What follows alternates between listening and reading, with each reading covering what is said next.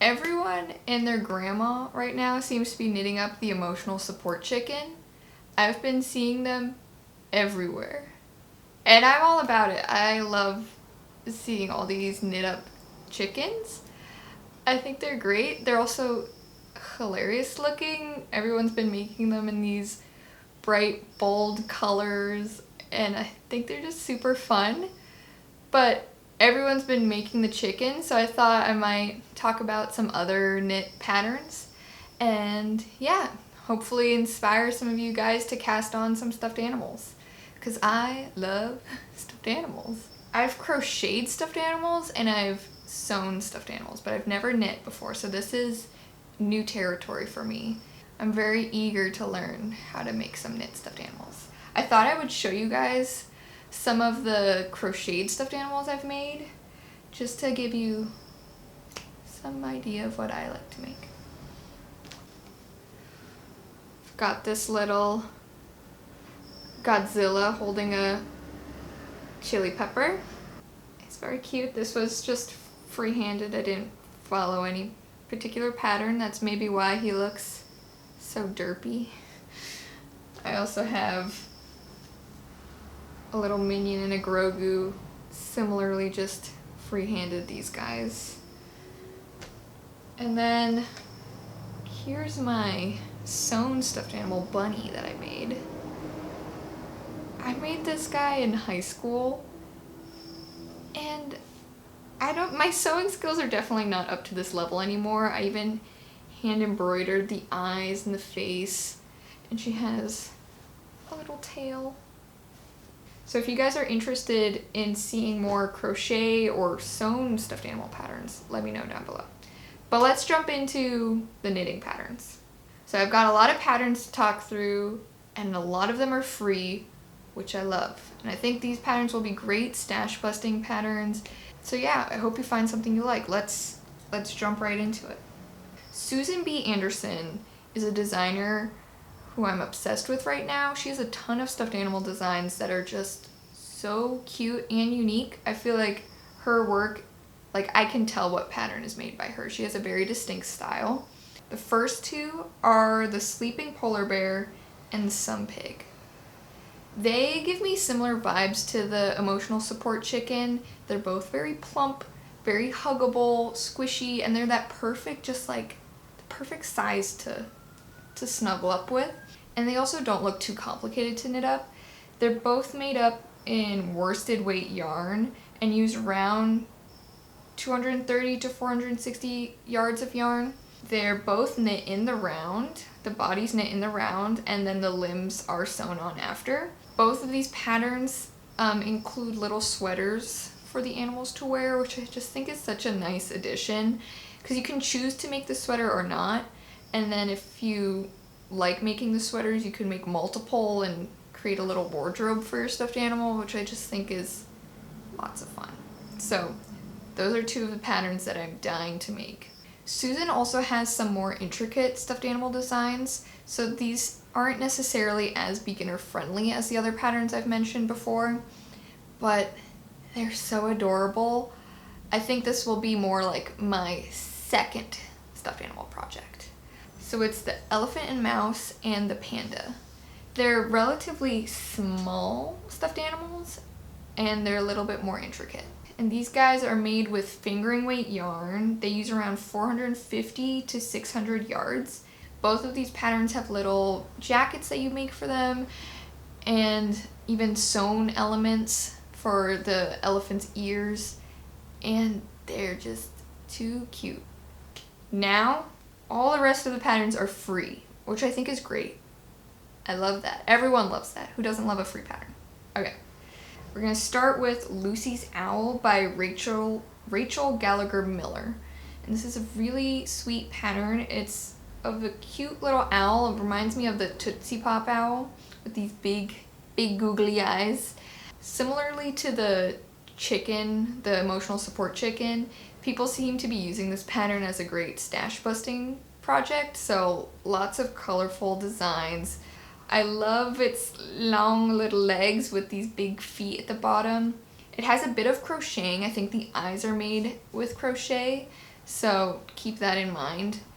But this one doesn't seem too complicated. I think a good beginner pattern, and I think it's super adorable.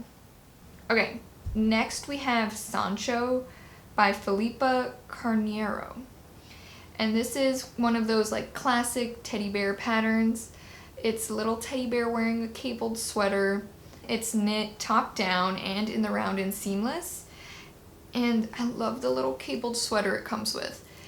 It has the same honeycomb design as the Billy cardigan that I'm currently working on. So if I have leftover sweater yarn, I'm definitely gonna make this teddy bear, and then we can have matching sweaters. It'd be so good. A lot of these designs that I'm talking about have stuffed animals wearing sweaters. So think about how adorable it would be to use up leftover sweater yarn from a project and make a stuffed animal with a matching sweater to you.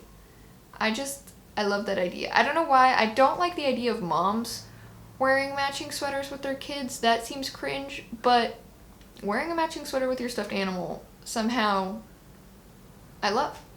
I think that's great. Let me know if you agree. Does wearing matching sweaters with your stuffed animal a little weird? Am I too old for that? I don't know. You let me know. Next we have the Window Cat by Sara Elizabeth Kellner. And this pattern comes in two sizes. One is a foot tall and made with worsted weight yarn, and the other one is a little baby version made out of sport weight yarn. It's only 3 inches tall.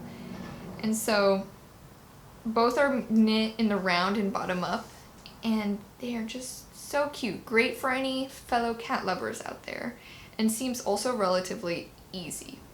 There's only the tail that you have to attach on, and then there's some embroidered eyes and nose and mouth, and yeah, another good beginner one, and free, which is always great. Sara has other great stuffed animal designs ranging from pigeons to trouts, so I highly recommend checking her out if you're interested in making any animals. Okay, last pattern is The Small Sausage Dog by Amanda Berry. This is a teeny weeny little dog wearing a striped sweater, and it'd make a great keychain or ornament and use up barely any yarn. It uses DK weight yarn, and I just think it's so adorable. And because I really want to make something, I thought we could cast this guy on together. So yeah, let's get started. I rummaged through my yarn scraps and grabbed some yellow fingering weight yarn that'll hold double for the little doggy's body, and then some pink and blue yarn for his sweater and some black yarn for his nose and eyes. All of the dog is knit flat, and then you seam him together at the end. I started with knitting the legs. Look how tiny they are. Maybe next time I'll make I-cords instead for the legs, because sewing these into tubes felt like I was doing surgery on a fly.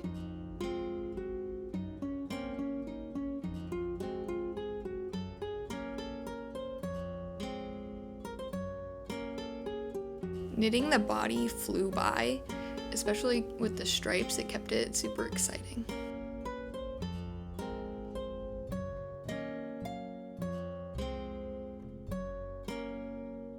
Since the dog is knit flat, there was quite a lot of seaming to do at the end.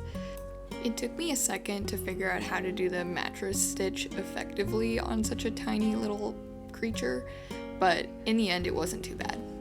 But if you hate seaming, this pattern may not be for you. Now just putting on the eyes and nose with some black thread, and it's really coming together. Here's my finished stuffed animal sausage dog. I think he came out great. My first knitted stuffed animal. And now I gotta make lots more. I gave him a navy and pink striped sweater, and I'm really happy with how it came out.